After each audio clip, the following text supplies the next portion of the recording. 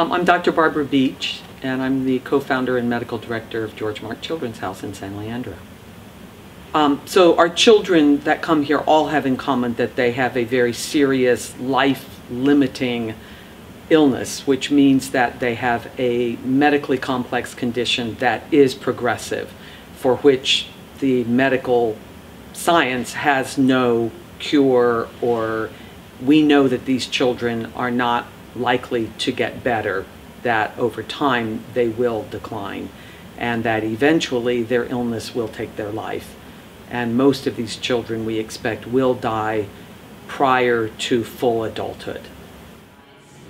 Kathy and I deliberately hired a residential architect to build this house, because it is a house.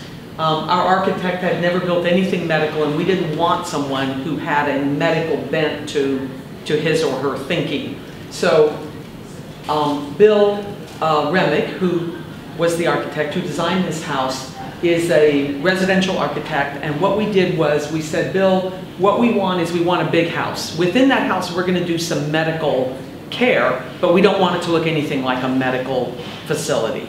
So our children range in age from newborn to mid-20s. So in total we have 8 children's bedrooms, each with a private bathroom, each with a window bed, where a family member can sleep in the same room with the child.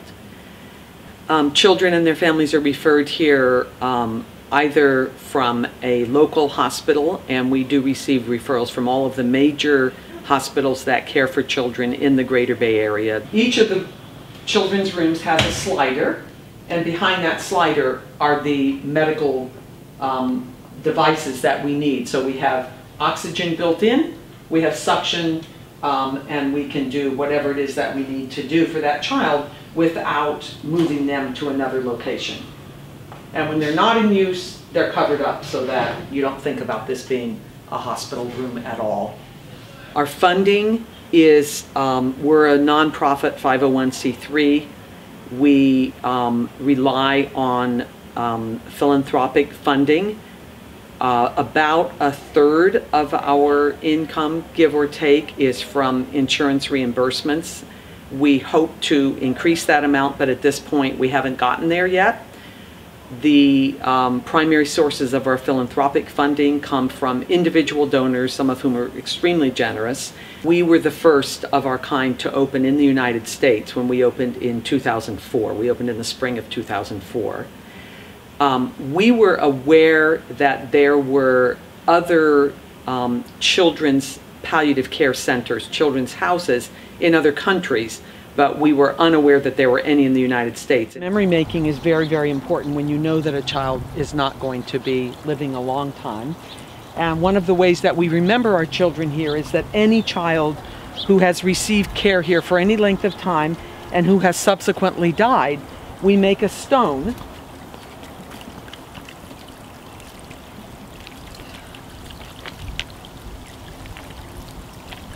One of our wonderful volunteers actually takes river rock and carves in a child's name.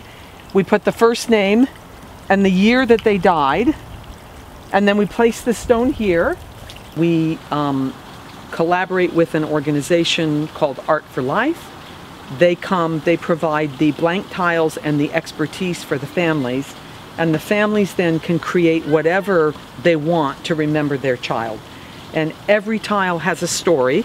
If you had several hours, I could sit and tell you about each tile, the story of that child, and it's a permanent memory for that family. And for our staff, of course. We spend time out here just sitting quietly and remembering the children. So what really keeps me going, because this is very difficult, it's emotionally difficult work, as you can imagine, what really keeps me going is the fact that even though I can't fix the medical, whatever the medical problem is, whatever the condition is, when a child comes to George Mark, they have already had excellent medical care. They've had very good medical minds thinking about the child's problem. And the decision has been arrived at that this child is not going to get better, that we don't have the medical means to make this child get over whatever the medical condition is. But what I know that I can do as an individual and what we can do here at George Mark is to help that family and that child as that illness progresses, and that we can be here to provide medical support, to provide emotional support,